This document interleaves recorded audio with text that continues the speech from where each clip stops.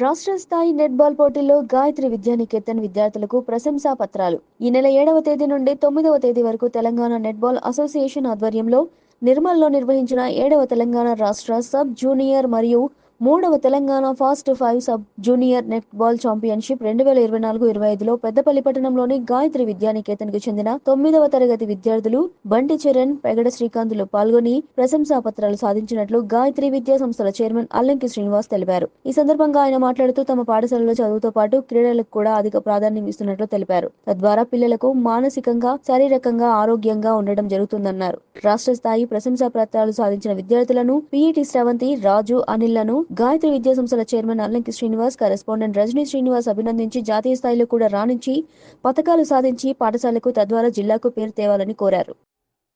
ఈ నెల 8, 9 మరి 10వ తారీఖులో నిర్మల్లో జరిగినటువంటి